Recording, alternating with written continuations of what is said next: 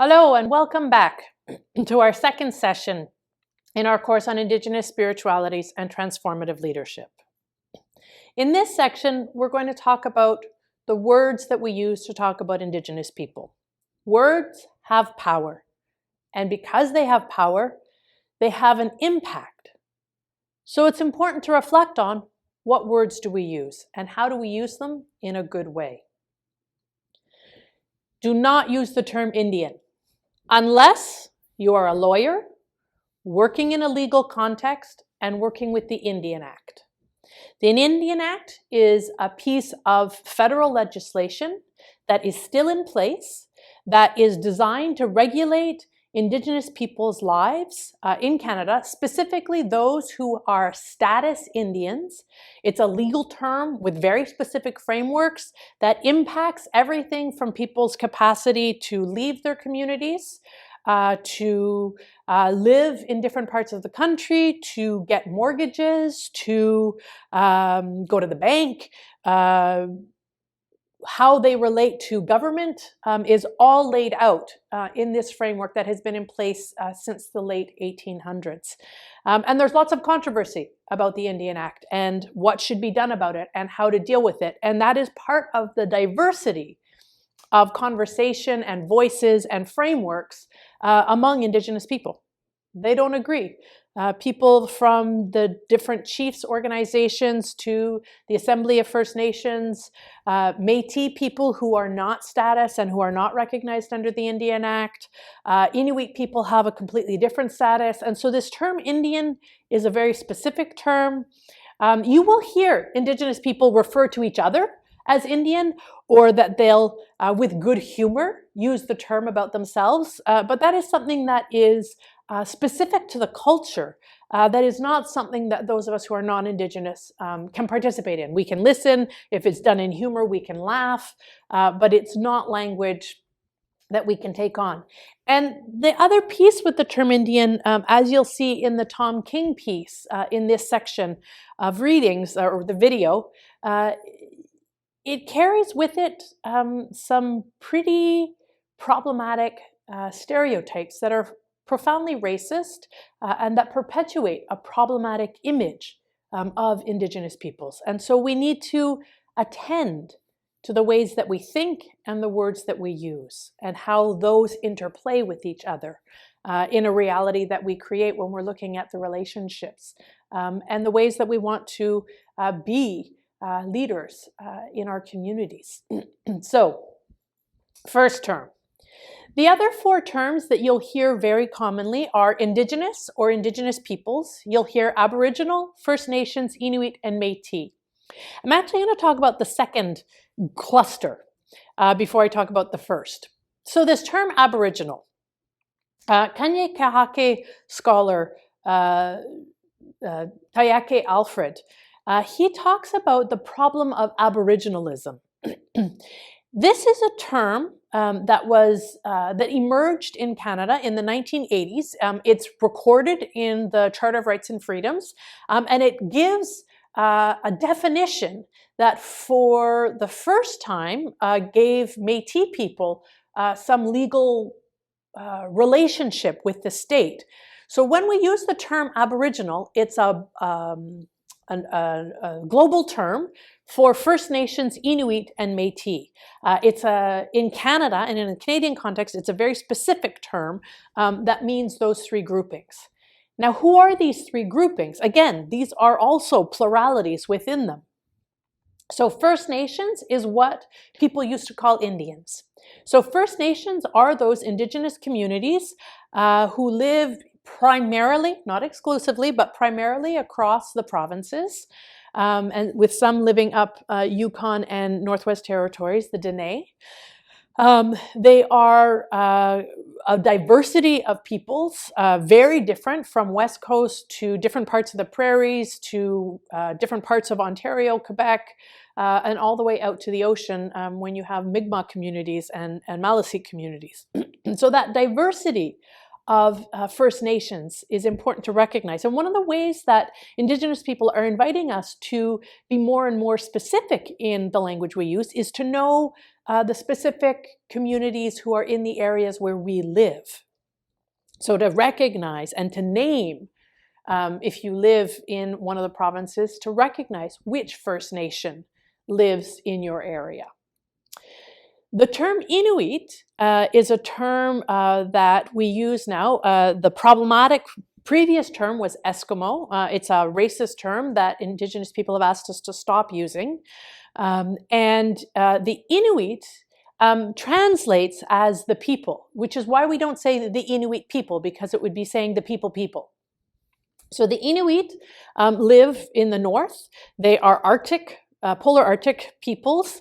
In the Canadian context, they live primarily in Nunavut and Northwest Territories and northern Quebec, Labrador.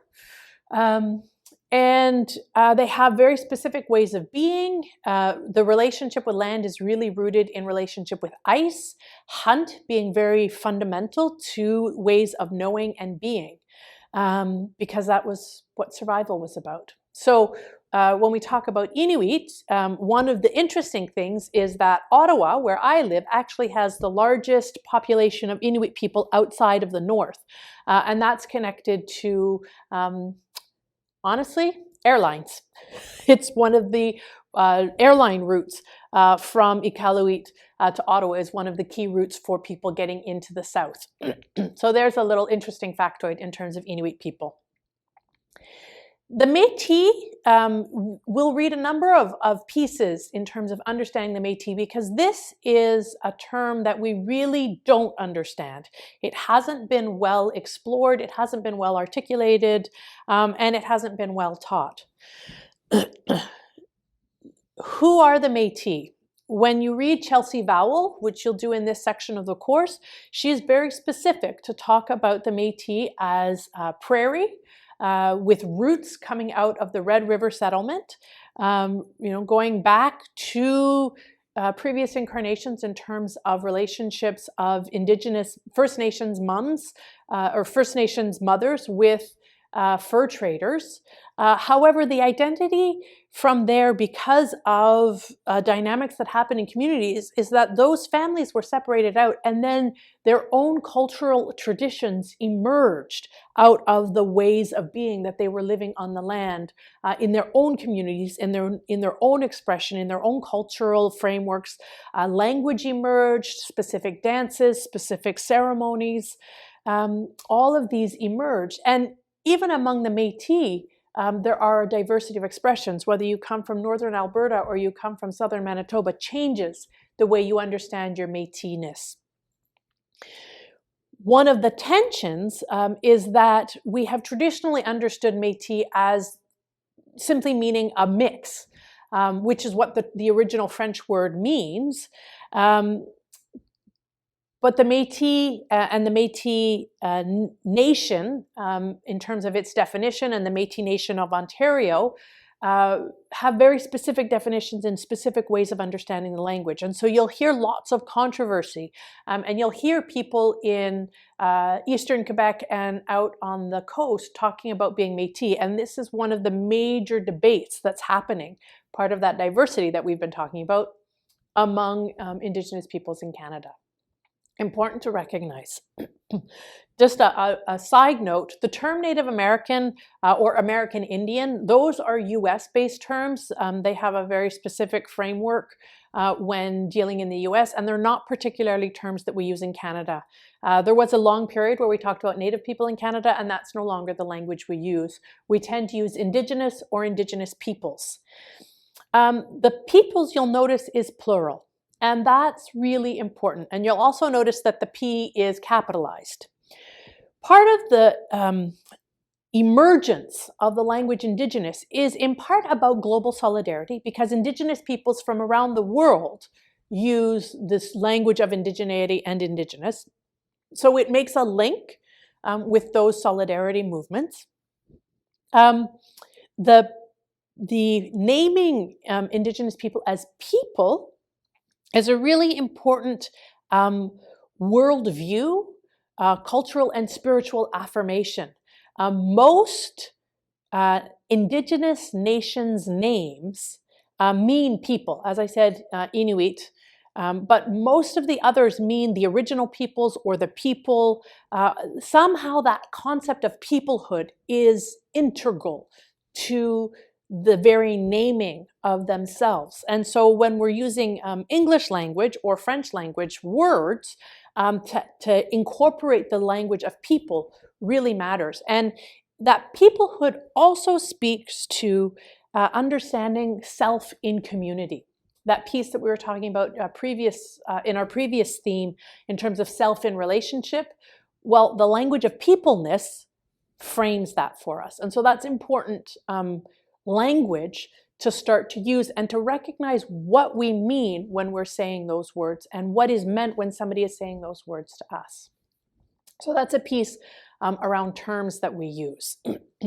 This element that I've said is the important piece of knowing where you are. On whose territory do you live? Do you work? Do you play? And do you learn? So I acknowledge that I am on Algonquin territory. And you'll see from this map that that territory is quite broad and that there's a bleed in it where it moves into Haudenosaunee territory and it moves into Anishinaabeg territory. And that's an important piece of the conversation when we're talking about whose territory do we live on, and you'll see this when you use the resource land.ca, whose territory can be shifting, right? And that was because Indigenous people moved. You know, they had specific learnings, knowings, relationship with specific areas. They had ceremonial spaces that they went to, but those were spaces that they moved around in, and they were traders. And so they traded, so they had to travel in order to do that. So this is part of the dynamic of movement that is part of recognizing the long history of Indigenous peoples and their relationships with various lands and territories. But that invitation to know where you are and on whose territory do you live is an important part of rooting ourselves in the restoring of relations that we are seeking to do throughout this course. One of the jokes that Chelsea Vowell offers is just don't call us late for supper. And I love the humor. And that's a really, really important piece of the culture that you'll see. And it's not always a gentle humor. Sometimes it's really pointed humor. And it was actually one of the ways humor has been used in the communities as a way of managing people's behavior.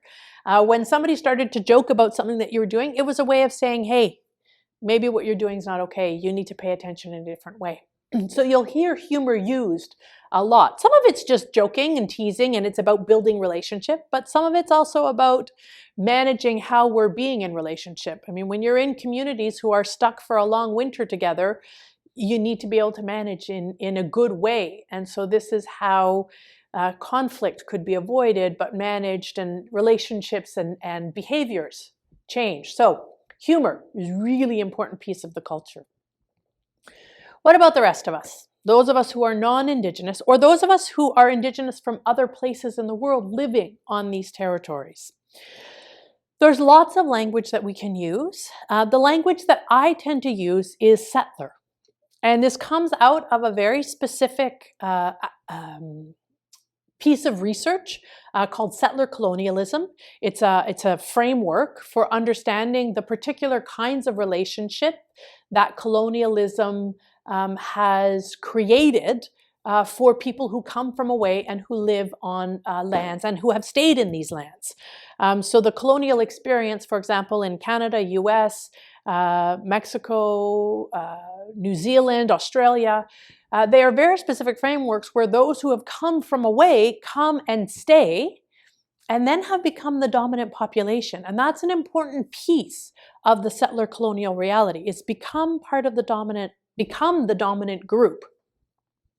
And then what does that do to Indigenous people, right? So this is part of the relationality that all of this language points us to and tells us about when these are the types of words that we use.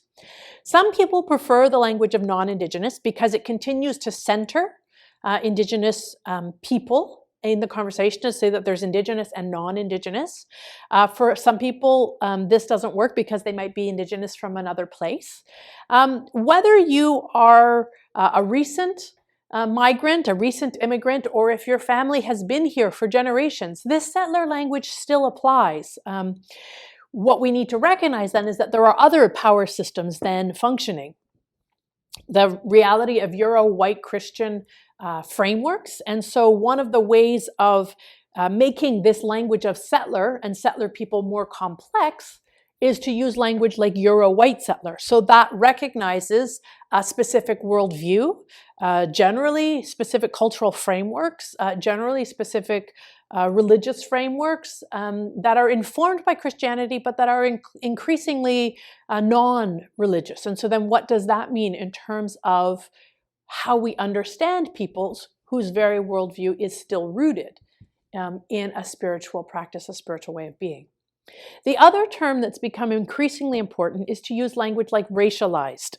This recognizes that there are power systems that impact people who are non-white, be they Indigenous, be they Black, be they people of color, and that those power systems impact them in very specific ways, and that they are still settler people on these lands. And so these dynamics are all interplaying in a reality, and that needs to be acknowledged. We can talk more about this framework. I've been working on developing a whole approach to deconstructing those relationships. I use a Venn diagram, but we'll talk more about that when we come together in class together in a few weeks. So why not just Canadians? The reality is we've been invited by Indigenous people to reframe. Many Indigenous people don't actually identify as Canadian. For many generations, people haven't voted, and that's not because they wish to be disempowered, but because they don't see themselves as being members of that particular parliamentary system that we function under in our society. And so this is a very complex dynamic. There's also this reality that Canadian society has people with privilege, and that social power is connected to access to those privileges. And so when we use this term simply Canadian, we're not naming those social power systems that are interplaying. And so this language, these words that we use, help inform our conversation about those privileges, recognizing that they are generally given to the dominant population, which is not usually the majority population, or not usually given to the majority population, and often they're invisible. There's that classic article, The Invisible Backpack of White Privilege, right? Recognizing those ways that even as a racialized settler who is living on Indigenous land, you have access to certain services, powers, and systems that Indigenous people don't have access to, and even if they live in the same city as you do. One of the really powerful pieces of writing that came out of research done by the Aboriginal Healing Fund in the 1990s was to acknowledge, for example, that the school system offers, for example, high school students can get credits in Mandarin for Saturday morning classes, or Greek or Italian, and that those are funded by the school boards. But up until very, very recently, Ojibwe, Algonquin, Haida were not given the same access and the same services, and were not given credit in the high school system credits, for example. So there's just ways that these systems play out. And so we need to become conscious of the systems. As our frameworks of transformative leadership tell us, we need to deconstruct and reconstruct these knowledge frameworks so that we can address the inequities that exist. Give us new frameworks and new ways of being, which also means new ways of being in leadership. So that's central to our work as transformative leaders.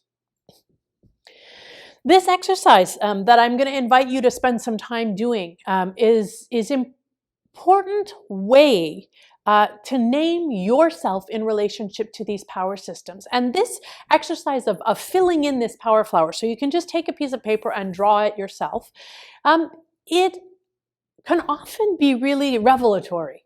It gives us an aha moment where we understand something new, something different about who we are in relationship to the power systems in terms of gender, in terms of religious expression, spiritual expression, in terms of socioeconomic, in terms of where we live nationally and globally and locally, and what do those mean in terms of what are the accesses and what are the frameworks for the ways that we think. Paying attention to that is always part of the deconstruction. So on the outer petal, I invite you to write who you think is the dominant group, who you think has access to that power easily. And on the inner petal, you write your particular positionality. And then just spend some time reflecting on it. And that will be part of what you put into your reflection time for your personal positionality paper. The other piece that you'll be putting into that is part of this experience of deepening our awareness of our own identity. In the same way that Indigenous people are in a resurgence in terms of renaming, reclaiming, re-identifying, I invite you into a process of paying attention to who you are. And specifically, as we've mentioned, know where you are from. So know where you are, whose territory do you currently live on, but where are you from? So whose territory did you grow up on? Who did you learn? Where did you learn to be who you are? And to acknowledge the Indigenous peoples of that territory, because it also speaks then to the displacement of those peoples if your people were on those lands. And part of that is to ask this question, and I like to frame it in this way because it makes it personal, but also it invites us into that storytelling that we learned so much about in the first section. Tell a story. Where was or is your granny from? Whose territory have your people migrated on? Whose territory have they migrated into or through? And to recognize that story of your own family's journey is really important. And that's part of the work that I'm inviting you into in your personal positionality paper. Identify yourself, your own nation, your own heritage. Where's your granny from? You can choose, maternal, paternal. If you were fostered or adopted, then you can choose an elder or a granny who's been really important in your own story, and pay attention to what were the religious practices, and what does that mean in terms of who you are? How does it inform your own identity? What are the spiritual practices that inform your family? And then that piece that I mentioned, whose traditional territory did you grow up on? If you're Indigenous to a specific territory, what territories? If you've moved, what territories have you moved on? If you're Indigenous and you come from a specific community but you live in the city now, what are those dynamics? If you grew up outside North America and you're now here, whose territories were you on and whose territories are you on?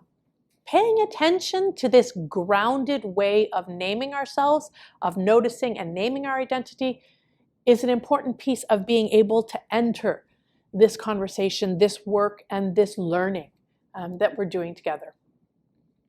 So when I look at my own story, this is something that I have been working on, and it's part of how I usually introduce myself, and I know I've saved this for the second theme of the course, but I think it's important to spend some time in this particular context before we get to this space.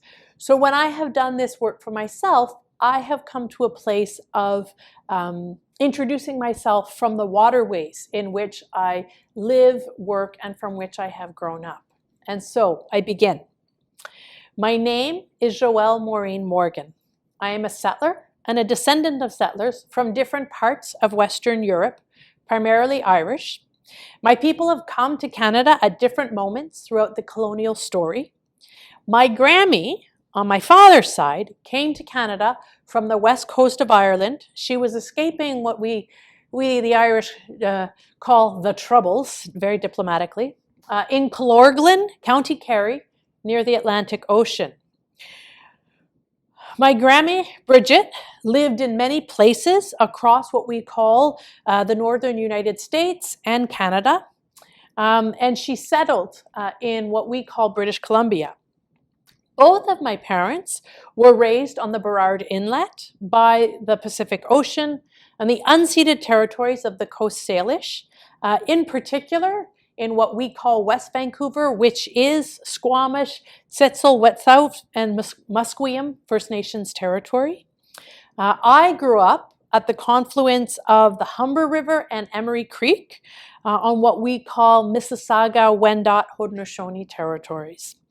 I acknowledge that these are the settler names for many of these waterways, and I am personally doing research to learn otherwise. I now live on the eastern shore of the Rideau River, which is the Pasupkejinawong, near the confluence with the Ottawa River, which is the Kichisibi, which means the big river, in the original language of the Algonquin people. And that is the territory, the unceded territory, and in fact, Kitigan-Zibi Algonquin elder Claudette Commanda very vociferously says the unceded, unsurrendered territories of the Algonquin people. It is a territory upon which there is a contested land claim, and it is the space from which I am recording today and where we will gather together in a few weeks' time. I've done this work because this is a challenge, not a challenge, this is an invitation that Indigenous peoples have made to those of us who come from away, those of us who are settler peoples.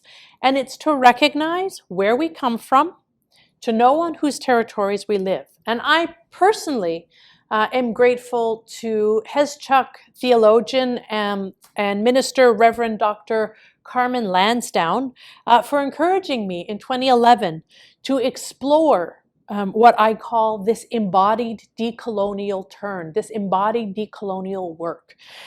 This grounding in these acknowledgements is part of the restorying that is inspired by the relational introduction that Indigenous peoples give of themselves, and invites us into understanding ourselves on these lands, in these territories, in a new way, and points to the fluidity for myself of my own positioning in my recognition of myself as a settler person. And for those who come from lots of different places, it honors that fluidity as well. So I invite you in your own positionality paper to spend some time after you've reflected and done the research to think about your own granny story, your own family story, to then name yourself in a way that feels good for you in your positionality paper. So that is the first assignment of the course. The learning journal that I'm inviting you to write throughout the course and then to share with me in a really creative way, I've split into two.